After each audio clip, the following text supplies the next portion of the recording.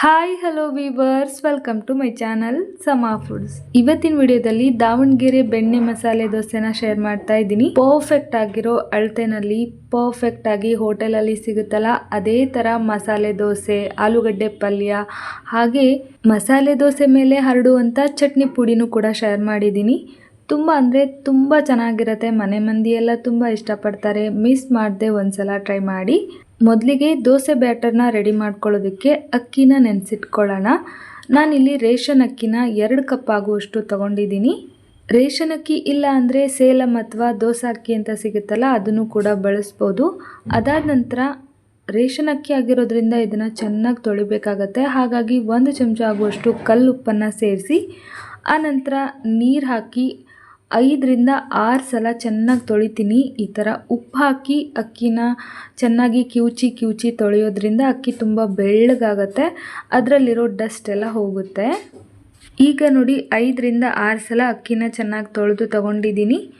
ನೆನೆಯೋದಕ್ಕೆ ಬೇಕಾದಷ್ಟು ನೀರು ಹಾಕಿ ಮೇಲ್ಗಡೆ ಒಂದು ಲಿಡ್ನ ಕ್ಲೋಸ್ ಮಾಡಿ ಅಕ್ಕಿನ ಸೈಡಲ್ಲಿ ಎತ್ತಿಟ್ಕೊಂಡ್ಬಿಡೋಣ.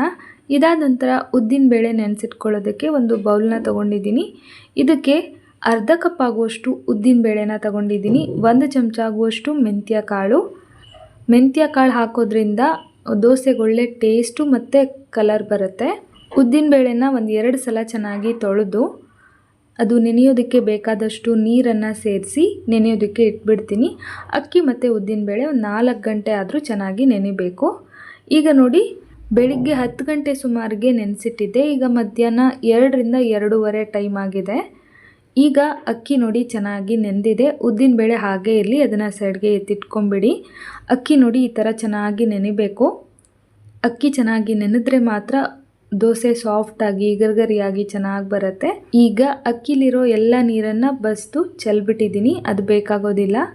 ಒಂದು ಕಾಟನ್ ಬಟ್ಟೆನ ಹರಡಿ ಅದರ ಮೇಲ್ಗಡೆ ಅಕ್ಕಿನೆಲ್ಲ ಹಾಕಿ ತೆಳುವಾಗಿ ಹರಡ್ಕೊಂಡು ಫ್ಯಾನ್ ಕೆಳಗಡೆ ಆದರೆ 2 ಗಂಟೆ ಸಾಕು.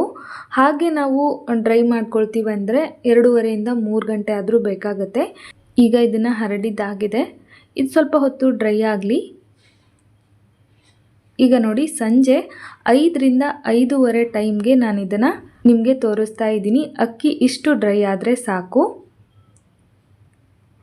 ನೋಡ್ತಾ ಇದ್ದೀರಲ್ವ, ಕೈಗೆ ಅಂಟ್ಕೊಳ್ತಾ ಇಲ್ಲ, ಆದರೂ ಕೂಡ ಸ್ವಲ್ಪ ಅದರಲ್ಲಿ ಮಾಯಿಶ್ಚರ್ ಹಾಗೇ ಇದೆ. ಇಷ್ಟಾದರೆ ಸಾಕು. ಈಗ ನಾನು ತಗೊಂಡಿರೋ 2 ಕಪ್ ಆಗುವಷ್ಟು ಅಕ್ಕಿನ 2 ಬ್ಯಾಚಲ್ಲಿ ನೈಸಾಗಿ ಪೌಡ್ರ್ ಮಾಡ್ಕೊಂಡು ತಗೊಳ್ತೀನಿ. ಸ್ವಲ್ಪನೂ ತರ್ತರಿಯಾಗಿ ಇರಬಾರ್ದು, ತುಂಬ ನೈಸಾಗಿ ಪೌಡ್ರ್ ಆದರೆ ದೋಸೆ ಚೆನ್ನಾಗಿ ಬರುತ್ತೆ. ಈಗ ಇದನ್ನು ಒಂದು ಪಾತ್ರೆಗೆ ಸೇರಿಸ್ತಾ ಇದ್ದೀನಿ.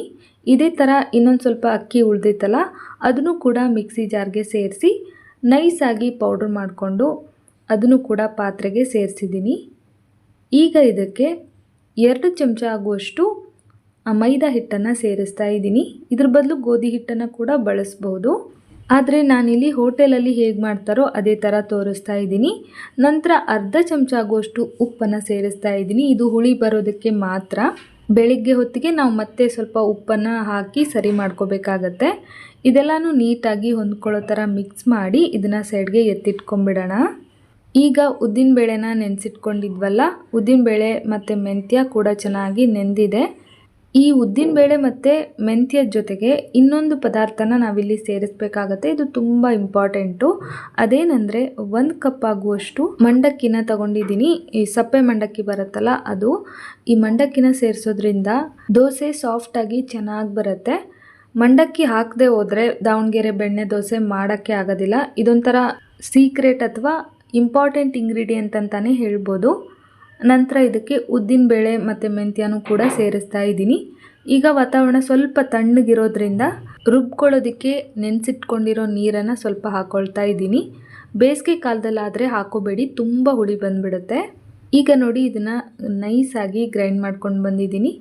ರುಬ್ಕೊಂಡಿರೋ ಹಿಟ್ಟನ್ನು ಆಗಲೇ ನಾವು ಅಕ್ಕಿ ಹಿಟ್ಟನ್ನು ರೆಡಿ ಮಾಡ್ಕೊಂಡಿದ್ವಲ್ಲ ಅದರಲ್ಲಿ ಸೇರಿಸಿ ಸ್ವಲ್ಪ ನೀರನ್ನು ಮಿಕ್ಸ್ ಮಾಡಿ ಇದನ್ನು ನೀಟಾಗಿ ಕಲಿಸ್ಕೊಳ್ಬೇಕು. ಕನ್ಸಿಸ್ಟೆನ್ಸಿನ ಅಡ್ಜಸ್ಟ್ ಮಾಡ್ಕೊಳ್ಳೋದಕ್ಕೆ ಆಗಾಗ ಸ್ವಲ್ಪನೇ ನೀರನ್ನು ಹಾಕ್ಕೊಂಡು ಚೆನ್ನಾಗಿ ಸ್ವಲ್ಪನೂ ಗಂಟಿಲ್ದಂಗೆ ಇದನ್ನು ಮಿಕ್ಸ್ ಮಾಡ್ಕೊಳ್ಬೇಕು. ನಾನಿಲ್ಲಿ ವಿಸ್ಕರ್ನ ತಗೊಂಡು ಚೆನ್ನಾಗಿ ಸ್ವಲ್ಪನೂ ಗಂಟಿಲ್ದಿರೋ ಥರ ಮಜ್ಜಿಗೆ ಮಾಡ್ಕೊಳ್ತೀವಲ್ಲ ಅದೇ ಥರ ಮಸಿತಾ ಇದ್ದೀನಿ. ಈ ಥರ ತುಂಬ ಹೊತ್ತು ಮಾಡೋದ್ರಿಂದ ಹಿಟ್ಟು ತುಂಬ ಹದವಾಗಿ ಚೆನ್ನಾಗಿ ಬರುತ್ತೆ. ಈಗ ನೋಡಿ ಮಿಕ್ಸ್ ಮಾಡಿದ್ದಾಯಿತು, ಸ್ವಲ್ಪನೂ ಗಂಟಿಲ್ಲ. ಹಿಟ್ಟಿನ ಕನ್ಸಿಸ್ಟೆನ್ಸಿ ನೋಡಿ ಹೀಗಿರಬೇಕು, ತುಂಬ ಗಟ್ಟಿಯಾಗಿ ಇರಬಾರ್ದು. ಈ ಥರ ಇದ್ದರೆ ಸಾಕು. ಈಗ ಇದ್ರ ಮೇಲ್ಗಡೆ ಒಂದು ಪ್ಲೇಟನ್ನು ಮುಚ್ಚಿ ಅದರ ಮೇಲ್ಗಡೆ ಒಂದು ಭಾರವಾಗಿರೋ ವಸ್ತುನ ಇಟ್ಟು, ವಾತಾವರಣ ತಣ್ಣಗಿದ್ರೆ ಮೇಲ್ಗಡೆ ಒಂದು ದಪ್ಪ ಟವಲ್ ಅಥವಾ ಸ್ವೆಟರ್ನ ಮುಚ್ಚಿಡಿ, ಚೆನ್ನಾಗಿ ಹುಳಿ ಬರುತ್ತೆ. ಇದನ್ನು ಹೀಗೆ ಓವರ್ನೈಟು ಬಿಟ್ಬಿಡಬೇಕು.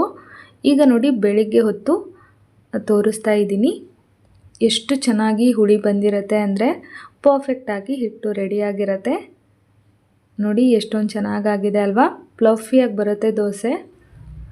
ಫ್ರೆಂಡ್ಸ್, ನೀವೇನಾದರೂ ನಮ್ಮ ಚಾನಲ್ನ ಫಸ್ಟ್ ಟೈಮ್ ವಿಸಿಟ್ ಮಾಡ್ತಾ ಇದ್ದರೆ ಪ್ಲೀಸ್ ನಮ್ಮ ಚಾನಲ್ನ ಸಬ್ಸ್ಕ್ರೈಬ್ ಮಾಡ್ಕೊಳ್ಳಿ, ಸಪೋರ್ಟ್ ಮಾಡಿ. ಹಾಗೆ ವಿಡಿಯೋ ಇಷ್ಟ ಆದರೆ ಒಂದು ಲೈಕ್ ಸಹ ಮಾಡಿ. ನನಗೆ ಒನ್ ಟೈಮ್ಗೆ ಇಷ್ಟೆಲ್ಲ ಹಿಟ್ಟು ಬೇಕಾಗೋದಿಲ್ಲ, ಹಾಗಾಗಿ ನಾನು ಒಂದು ಪಾತ್ರೆಯಲ್ಲಿ ಸ್ವಲ್ಪ ತೆಗೆದು ಅದಕ್ಕೆ ಒಂದು ಸ್ವಲ್ಪ ರುಚಿಗೆ ತಕ್ಕಷ್ಟು ಉಪ್ಪು, ಅರ್ಧ ಚಮಚ ಆಗುವಷ್ಟು ಸಕ್ಕರೆನ ಸೇರಿಸ್ತಾ ಇದ್ದೀನಿ. ಸಕ್ಕರೆ ಹಾಕೋದ್ರಿಂದ ಒಳ್ಳೆ ಕಲರ್ ಬರುತ್ತೆ ದೋಸೆ.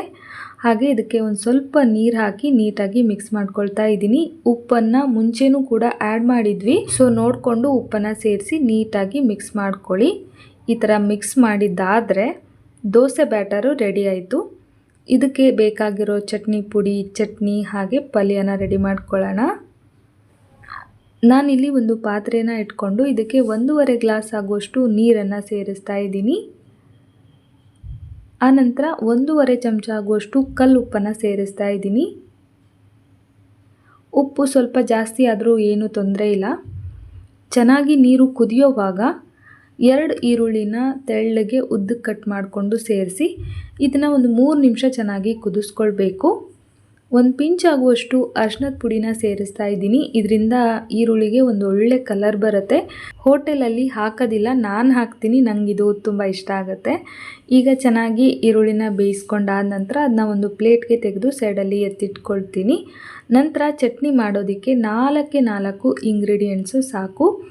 ಫ್ರೆಶ್ ತೆಂಗಿನಕಾಯಿ, ಹುರ್ಕೊಂಡು ಇಟ್ಕೊಂಡಿರೋ ಹಸಿಮೆಣಸು, ರುಚಿಗೆ ತಕ್ಕಷ್ಟು ಉಪ್ಪು, ಸೀಕ್ರೆಟ್ ಇಂಗ್ರೀಡಿಯೆಂಟ್ ಅಂದರೆ 2 ಏಲಕ್ಕಿ. ಏಲಕ್ಕಿ ಇದರಲ್ಲಿ ಒಂದು ಒಳ್ಳೆ ಟೇಸ್ಟ್ ಕೊಡುತ್ತೆ, ಡಿಫ್ರೆಂಟ್ ಆಗಿರುತ್ತೆ, ತುಂಬ ಅಂದರೆ ತುಂಬ ಚೆನ್ನಾಗಿರುತ್ತೆ. ಈಗ ಇದೆಲ್ಲನೂ ಒಂದು ಮಿಕ್ಸಿ ಜಾರ್ಗೆ ಸೇರಿಸ್ತಾ ಇದ್ದೀನಿ. ರುಬ್ಬೋದಕ್ಕೆ ಎಷ್ಟು ಬೇಕೋ ಅಷ್ಟೇ ನೀರನ್ನು ಹಾಕ್ಕೊಂಡು ಸ್ವಲ್ಪ ತರ್ತರಿಯಾಗೇ ಇರೋ ಥರ ಗ್ರೈಂಡ್ ಮಾಡ್ಕೊಳ್ಳಿ. ತುಂಬ ನೈಸ್ ಆದರೆ ಚಟ್ನಿ ರುಚಿ ಇರೋದಿಲ್ಲ. ಈಗ ನೋಡಿ ಗ್ರೈಂಡ್ ಮಾಡಿದ್ದಾಗಿದೆ, ಚಟ್ನಿ ರೆಡಿ ಆಯಿತು. ಇದಕ್ಕೆ ಒಗ್ಗರಣೆ ಕೂಡ ಹಾಕೋದಿಲ್ಲ. ದಾವಣಗೆರೆ ಬೆಣ್ಣೆ ದೋಸೆ ಅಂದರೆ ಪಲ್ಯ ಮತ್ತು ಚಟ್ನಿ ಎರಡಕ್ಕೂ ಕೂಡ ಒಗ್ಗರಣೆ ಹಾಕೋದಿಲ್ಲ. ಈಗ ಚಟ್ನಿ ರೆಡಿ ಆಯಿತು. ಇದನ್ನ ಸೈಡಲ್ಲಿ ಎತ್ತಿಟ್ಕೊಂಡು ಸಿಂಪಲಾಗಿ ಪಲ್ಯ ರೆಡಿ ಮಾಡ್ಕೊಳ್ಳೋಣ. ಮುಂಚೆನೇ ಆಲೂಗಡ್ಡೆನ ಬೇಯಿಸಿ ಸಿಪ್ಪೆ ತೆಗೆದು ಇಟ್ಕೊಂಡಿದ್ದೀನಿ. ಸಾಫ್ಟಾಗಿ ಆಲೂಗಡ್ಡೆನ ಬೇಯಿಸಿ ಇಟ್ಕೊಳ್ಬೇಕು. ಈಗ ಇದನ್ನ ಕೈಯಲ್ಲೇ ಮ್ಯಾಶ್ ಮಾಡ್ಕೊಳ್ತಾ ಇದ್ದೀನಿ. ಕೈಯಲ್ಲಿ ಮ್ಯಾಶ್ ಮಾಡೋಕ್ಕೆ ಇಷ್ಟ ಇಲ್ಲ ಅನ್ನೋದಾದರೆ ಮ್ಯಾಶರ್ನ ಉಪಯೋಗಿಸಿ. ಇದಾದ ನಂತರ ಬೇಯಿಸಿಟ್ಕೊಂಡಿದ್ವಲ್ಲ ಈರುಳ್ಳಿ, ಅದನ್ನು ಸೇರಿಸ್ತಾ ಇದ್ದೀನಿ. ಹಾಗೆ ಒಂದು ಸ್ವಲ್ಪ ಉಪ್ಪು. ಈ 3 ಇಂಗ್ರೀಡಿಯೆಂಟ್ ಇದಕ್ಕೆ, ಮತ್ತೇನೂ ಬೇಕಾಗೋದಿಲ್ಲ. ಅರಿಶಿನದ ಪುಡಿ ಹಾಕಿ ಈರುಳ್ಳಿನ ಬೇಯಿಸ್ಕೊಂಡಿರೋದ್ರಿಂದ ಒಳ್ಳೆ ಕಲರ್ ಇರುತ್ತೆ, ನೋಡೋದಕ್ಕೆ ತುಂಬ ಚೆನ್ನಾಗಿ ಕಾಣಿಸುತ್ತೆ. ಈಗ ದಾವಣಗೆರೆ ಬೆಣ್ಣೆ ದೋಸೆಗೆ ಬೇಕಾಗಿರೋ ಪಲ್ಯ ಕೂಡ ರೆಡಿ ಆಯಿತು. ಮಸಾಲೆ ದೋಸೆಗೆ ಬೇಕಾಗಿರೋ ಚಟ್ನಿ ಪುಡಿನ ಮಾಡ್ಕೊಳ್ಳೋದಕ್ಕೆ ಅರ್ಧ ಕಪ್ ಆಗುವಷ್ಟು ಹುರಿದಿರೋ ಶೇಂಗಾ, ಅರ್ಧ ಕಪ್ ಆಗುವಷ್ಟು ಹುರಿಗಡಲೆ ಅಥವಾ ಪುಟಾಣಿ, ಹುರಿದಿಟ್ಕೊಂಡಿರೋ ಬೆಳ್ಳುಳ್ಳಿ ಮತ್ತು ಕರಿಬೇವು, ಸ್ವಲ್ಪ ಇದನ್ನ ಡ್ರೈ ರೋಸ್ಟ್ ಮಾಡ್ಕೊಂಡಿದ್ದೀನಿ. ಹಾಗೆ ಅರ್ಧ ಚಮಚ ಆಗುವಷ್ಟು ಜೀರಿಗೆ, 2 ಚಮಚ ಆಗುವಷ್ಟು ಅಚ್ಕಾರದ ಪುಡಿ, ಸ್ವಲ್ಪ ಉಪ್ಪು, ಅರ್ಧ ಚಮಚ ಸಕ್ಕರೆ, ಇಷ್ಟನ್ನು ಸೇರಿಸ್ಕೊಂಡು ಸ್ವಲ್ಪ ನೈಸಾಗೆ ಪುಡಿ ಮಾಡ್ಕೊಳ್ಳಿ. ತುಂಬ ತರ್ತರಿಯಾದರೆ ಇದು ಚೆನ್ನಾಗಿರೋದಿಲ್ಲ. ಈಗ ನೋಡಿ ದೋಸೆಗೆ ಬೇಕಾಗಿರೋ ಮಸಾಲ ಚಟ್ನಿ ಪುಡಿ ಕೂಡ ರೆಡಿ ಆಯಿತು. ಇನ್ನೇನಿದ್ರೂ ದೋಸೆ ಮಾಡೋದಷ್ಟೇ ಬಾಕಿ. ಬನ್ನಿ ಬೇಗ ಬೇಗ ದೋಸೆನೂ ಮಾಡಿಬಿಡೋಣ. ದೋಸೆ ಹಂಚನ್ನು ಮೊದಲೇ ಬಿಸಿ ಆಗೋದಕ್ಕೆ ಇಟ್ಕೊಂಡಿದ್ದೆ. ಹಾಗೆ ಬೆಣ್ಣೆ ಕೂಡ ಮನೇಲೇ ರೆಡಿ ಮಾಡ್ಕೊಂಡಿದ್ದೀನಿ. ಆದಷ್ಟು ಕಬ್ಬಿಣದ ತವ ಅಥವಾ ಬೀಡಿನ ತವನ ಉಪಯೋಗಿಸಿ ದೋಸೆ ತುಂಬ ಚೆನ್ನಾಗಿ ಬರುತ್ತೆ. ದೋಸೆ ಹಂಚನ್ನು ಒಂದು ಸಲ ಚೆನ್ನಾಗಿ ಕ್ಲೀನ್ ಮಾಡಿಕೊಂಡು, ಅಂದರೆ ತಣ್ಣೀರಲ್ಲಿ ಒರೆಸ್ಕೊಂಡು ಸ್ವಲ್ಪ ಬೆಣ್ಣೆನ ಸವರಿ ಅದನ್ನು ಕೂಡ ನೀಟಾಗಿ ಒರೆಸ್ಬಿಡಬೇಕು. ಇಲ್ಲ ಅಂದರೆ ಕೆಳಗಡೆ ಶೈನಿಂಗ್ ಆಗಿ ಬರೋದಿಲ್ಲ ದೋಸೆ. ಇದಾದ ನಂತರ 2 ಚಮಚ ಆಗುವಷ್ಟು ದೋಸೆ ಹಿಟ್ಟನ್ನು ತಗೊಂಡು ಮೇಲಿಂದ ಈ ಥರ ಬಿಡಬೇಕು ಹಿಟ್ಟನ್ನು. ಅದಾದ ನಂತರ ಲೈಟಾಗಿ ಸ್ವಲ್ಪ ಸ್ಪ್ರೆಡ್ ಮಾಡಬೇಕು. ದಾವಣಗೆರೆ ಬೆಣ್ಣೆ ದೋಸೆ ಅಂದರೆ ಅದು ಸ್ವಲ್ಪ ದಪ್ಪ ಆಗೇ ಇರುತ್ತೆ. ತೆಳು ಮಾಡ್ಕೊಂಡ್ಬಿಟ್ರೆ ಅದು ನಾರ್ಮಲ್ ದೋಸೆ ಥರ ಆಗೋಗ್ಬಿಡುತ್ತೆ. ನೋಡ್ತಾ ಇದ್ದೀರಲ್ವಾ ದೋಸೆ ಎಷ್ಟು ಚೆನ್ನಾಗಿ ಕಣ್ಣು ಬರ್ತಾ ಇದೆ ಅಂತ. ಇದಾದ ನಂತರ ಮೇಲ್ಗಡೆ ಧಾರಾಳವಾಗಿ ಬೆಣ್ಣೆನ ಹಾಕಿ ನಿಧಾನಕ್ಕೆ ಅದನ್ನು ಈ ಥರ ಮೇಲ್ಗಡೆ ಸ್ಪ್ರೆಡ್ ಮಾಡಿಕೊಂಡು ಸ್ವಲ್ಪ ಕಲರ್ ಚೇಂಜ್ ಆಗೋವರೆಗೂ ತಡಿಬೇಕು. ಕೆಳಗಡೆ ಕಲರ್ ಬಂದಿದೆ ಅನ್ನೋದು ಗೊತ್ತಾಗುತ್ತೆ. ಆವಾಗ ತಿರುಗಿಸಾಕೊಂಡು ಮೇಲ್ಗಡೆ ಕೂಡ ಸ್ವಲ್ಪ ಬೆಣ್ಣೆನ ಸವರಿದ್ರೆ ತುಂಬ ರುಚಿಯಾಗಿರುತ್ತೆ. ಮತ್ತು ಶೈನಿಂಗ್ ಆಗಿ ಹೋಟೆಲಲ್ಲಿ ಸಿಗುತ್ತಲ್ಲ ಅದೇ ಥರನೂ ಕಾಣಿಸುತ್ತೆ. ರುಚಿನೂ ಕೂಡ ಹಾಗೇ ಇರುತ್ತೆ. ಈಗ ಮತ್ತೆ ಇದನ್ನು ಈ ಕಡೆ ಟರ್ನ್ ಮಾಡಿಕೊಂಡು ಇನ್ನು ಸ್ವಲ್ಪ ಬೆಣ್ಣೆನ ಸವರಿ ಅದರ ಮೇಲ್ಗಡೆ ನಾವು ಆಗಲೇ ಮಸಾಲೆ ಪುಡಿನ ರೆಡಿ ಮಾಡಿ ಇಟ್ಕೊಂಡಿದ್ವಲ್ಲ ಅದನ್ನು ನಮ್ಗೆ ಎಷ್ಟು ಬೇಕು ಅಂತ ನೋಡಿಕೊಂಡು ಹಾಕ್ಕೊಂಡು ಮಡಚಿಬಿಟ್ರೆ ಆಗುತ್ತೆ. ಮಡಚೋವಾಗಲೂ ಅಷ್ಟೇ ಹೋಟೆಲಲ್ಲಿ ಒಂದು ಸ್ವಲ್ಪ ಜಾಸ್ತಿ ಬರೋ ಥರ ಸಮ ಮಡಚಬಾರ್ದು. ಒಂದು ಸ್ವಲ್ಪ ಜಾಸ್ತಿ ಬರೋ ಥರ ಮಡಚಿದ್ರೆ ಸೇಮ್ ಟು ಸೇಮ್ ನಾವು ಹೋಟೆಲಲ್ಲಿ ಸಿಗುತ್ತಲ್ಲ ಅದೇ ಥರನೇ ಕಾಣಿಸುತ್ತೆ. ಸಮನಾಗಿ ದೋಸೆನ ಮಡ್ಚಕ್ಕೆ ಹೋಗಬಾರ್ದು. ಈಗ ನೋಡಿ ದಾವಣಗೆರೆ ಬೆಣ್ಣೆ ಮಸಾಲೆ ದೋಸೆ ರೆಡಿ ಆಯಿತು. ಬಾಳೆ ಎಲೆ ಮೇಲೆ ಸರ್ವ್ ಮಾಡ್ತಾಯಿದ್ರೆ ತಿನ್ನಬೇಕು ಅನಿಸುತ್ತಲ್ವಾ. ತುಂಬ ಅಂದರೆ ತುಂಬ ಚೆನ್ನಾಗಿತ್ತು. ಹೋಟೆಲಲ್ಲಿ ಹೇಗೆ ಸಿಗುತ್ತೋ ಅದೇ ಥರ ಪರ್ಫೆಕ್ಟ್ ರೆಸಿಪಿ, ಪರ್ಫೆಕ್ಟ್ ಮೆಷರ್ಮೆಂಟ್.